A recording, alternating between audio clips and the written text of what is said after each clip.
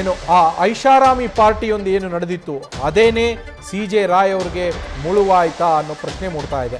2025 ನವೆಂಬರ್ನಲ್ಲಿ ದುಬೈನಲ್ಲಿ ನಡೆದಿದ್ದಂತಹ ಐಷಾರಾಮಿ ಪಾರ್ಟಿ ಇದು.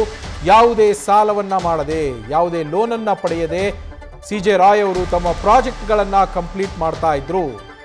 ಎರಡನೇ ಪ್ರಾಜೆಕ್ಟ್ಗೆ ದುಬೈನಲ್ಲಿ ಕೈ ಹಾಕಿದ್ರು ಉದ್ಯಮಿ CJ ರಾಯ್. ಈ ವೇಳೆ ದುಬೈನಲ್ಲಿ ಬಹುದೊಡ್ಡ ಪಾರ್ಟಿಯೊಂದನ್ನು ಆಯೋಜಿಸಿರ್ತಾರೆ. ಸಿನಿಮಾ ತಾರೆಯರು, ಉದ್ಯಮಿಗಳು, ಸಾಕಷ್ಟು ಗಣ್ಯ ವ್ಯಕ್ತಿಗಳು ಈ ಪಾರ್ಟಿಯಲ್ಲಿ ಭಾಗಿಯಾಗಿರ್ತಾರೆ. ಪಾರ್ಟಿಯಲ್ಲಿ ವಿದೇಶಿ ಉದ್ಯಮಿಗಳು ಕೂಡ ಭಾಗಿಯಾಗಿದ್ರು.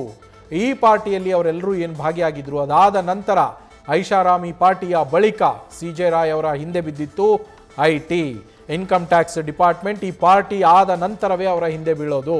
2025 ಡಿಸೆಂಬರ್ 3ನೇ ತಾರೀಕಿನಂದು ರಾಯ್ ಅವರಿಗೆ ಸಂಬಂಧಪಟ್ಟಂತಹ ಪ್ರಮುಖ ಕಚೇರಿಗಳ ಮೇಲೆ IT ದಾಳಿಯನ್ನು ಮಾಡಿತ್ತು. ಈ ಪಾರ್ಟಿಯೇ ಅವರು ದುಬೈನಲ್ಲಿ ಮಾಡಿದಂತಹ, ಅಲ್ಲಿ ಆಯೋಜಿಸಿದ್ದಂತಹ ಆ ಐಷಾರಾಮಿ ಪಾರ್ಟಿ ಏನಿದೆ ಅದೇ ಅವರಿಗೆ ಮುಳುವಾಯ್ತಾ ಅಂತ ಈಗ ಅನುಮಾನ ಮೂಡ್ತಾ ಇದೆ. ನಮ್ಮ ಕರೆಸ್ಪಾಂಡೆಂಟ್ ಸಂದೇಶ್ ನ್ಯೂಸ್ ರೂಮ್ನಿಂದ ಲೈವ್ನಲ್ಲಿ ಜಾಯಿನ್ ಆಗಿದ್ದಾರೆ. ಸಂದೇಶ್, ದುಬೈನಲ್ಲಿ ನಡೆದಂತಹ ಆ ಐಷಾರಾಮಿ ಪಾರ್ಟಿ ನಿಜಕ್ಕೂ CJ ರಾಯ್ ಅವರಿಗೆ ಮುಳುವಾಯ್ತಾ? ಆ ಪಾರ್ಟಿ ಆದ ನಂತರವೇ IT ರೇಡ್ ಆಗಿದ್ದು. ಆ ಪಾರ್ಟಿಯಲ್ಲಿ ಅಂಥದ್ದು ಏನು ಅಂಶಗಳು ಕಾಣಿಸ್ತು ಅಂತ, IT ರೇಡ್ ಆಗುವಂಥ ಅಂಶಗಳು?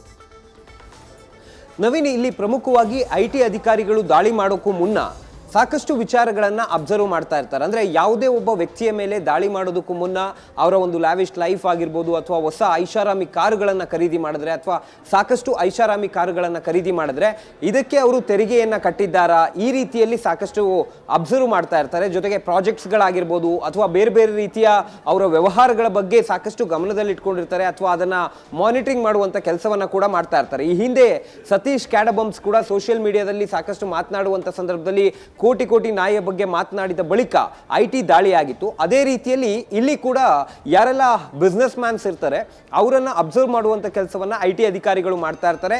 ಇದೇ ರೀತಿ ದುಬೈನಲ್ಲಿ 2025 ನವೆಂಬರ್ನಲ್ಲಿ ಒಂದು ಐಷಾರಾಮಿ ಪಾರ್ಟಿ ಆಗುತ್ತೆ.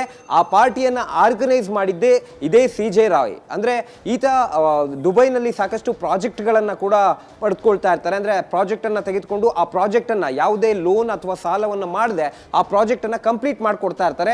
ಅದೇ ರೀತಿಯಲ್ಲಿ ಭಾರತದಿಂದ ದುಬೈನಲ್ಲಿ ಮೊದಲ ಬಾರಿಗೆ ಒಂದು ಪ್ರಾಜೆಕ್ಟನ್ನು ಒಪ್ಕೊಂಡಿರ್ತಾರೆ. ಆ ಪ್ರಾಜೆಕ್ಟನ್ನು ತ್ವರಿತಗತಿಯಲ್ಲಿ ಅಥವಾ ಸರಿಯಾದ ಸಮಯದಲ್ಲಿ ಆ ಪ್ರಾಜೆಕ್ಟನ್ನು ಕಂಪ್ಲೀಟ್ ಮಾಡಿ ಕೊಟ್ಟಿರ್ತಾರೆ. ಅದಾದ ನಂತರ ಎರಡನೇ ಪ್ರಾಜೆಕ್ಟ್ ಕೂಡ ಅವರು ತಮ್ಮದಾಗಿಸ್ಕೊಂಡಿರ್ತಾರೆ. ಅಂದರೆ ಎರಡನೇ ಪ್ರಾಜೆಕ್ಟ್ ಕೂಡ ಅಕ್ಸೆಪ್ಟ್ ಮಾಡಿ ಅದನ್ನು ಕೂಡ ಮುಂದುವರಿಸೋದಕ್ಕೆ ಅಥವಾ ಆ ಪ್ರಾಜೆಕ್ಟನ್ನು ಶುರು ಮಾಡೋದಕ್ಕೆ ಸಿದ್ಧರಾಗಿರ್ತಾರೆ. ಇದೇ ಸಂದರ್ಭದಲ್ಲಿ ಮೊದಲ ಪ್ರಾಜೆಕ್ಟ್ ಸಕ್ಸಸ್ಫುಲ್ ಆಗಿ ಮುಗಿದಿದ್ದಕ್ಕೆ ಅಲ್ಲಿ ಒಂದು ಐಷಾರಾಮಿ ಪಾರ್ಟಿಯನ್ನು ಆರ್ಗನೈಸ್ ಮಾಡ್ತಾರೆ. ಆ ಐಷಾರಾಮಿ ಪಾರ್ಟಿಗೆ ಸಾಕಷ್ಟು ಜನ ಸೆಲೆಬ್ರಿಟೀಸ್ಗಳು, ಸಿನಿಮಾ ತಾರೆಯರು, ಜೊತೆಗೆ ಉದ್ಯಮಿಗಳು, ವಿದೇಶಿ ಉದ್ಯಮಿಗಳು, ರಾಜಕಾರಣಿಗಳು ಇವರೆಲ್ಲರೂ ಕೂಡ ಭಾಗಿಯಾಗಿರ್ತಾರೆ. ಯೂಶಲಿ ಈ ರೀತಿಯ ಹೈ ಎಂಡ್ ಪಾರ್ಟಿಗಳು ಏನಿರ್ತವೆ, ಈ ಹೈ ಎಂಡ್ ಪಾರ್ಟಿಗಳು ನಡೆದಂತ ಸಂದರ್ಭದಲ್ಲಿ IT ಅಧಿಕಾರಿಗಳು ಇದನ್ನ ಅಬ್ಸರ್ವ್ ಮಾಡ್ತಾ ಇರ್ತಾರೆ. ಅಂದ್ರೆ ಅವರ ಒಂದು ತೆರಿಗೆ ವಂಚನೆ ಆಗಿರ್ಬೋದು, ಅಥವಾ ಅವರಿಗೆ ಬಂದಂತ ಹಣದ ಮೂಲದ ಕುರಿತಂತೆ, ಜೊತೆಗೆ ಅವರು ಯಾವ ಕಾರಣಕ್ಕಾಗಿ ಪಾರ್ಟಿ ಕೊಡ್ತಾ ಇದ್ದಾರೆ, ಆ ಪಾರ್ಟಿಗೆ ಎಷ್ಟು ಖರ್ಚಾಯ್ತು, ಯಾಕೆ ಇಷ್ಟೊಂದು ಜನ ಸೆಲೆಬ್ರಿಟೀಸ್ ಗಳನ್ನ ಕರೀತಾ ಇದ್ದಾರೆ, ಇವೆಲ್ಲವನ್ನೂ ಕೂಡ ಮಾನಿಟರ್ ಮಾಡ್ತಾ ಇರ್ತಾರೆ.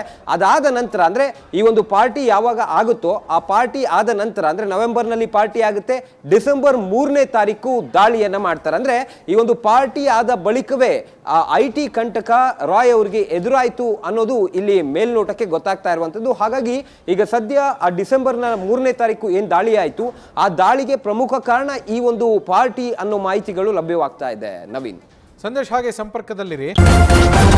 ನ್ಯೂಸ್ ಫಸ್ಟ್, ನಿರ್ಭೀತಿಯಿಂದ ನಿಮ್ಮ ಪರವಾಗಿ.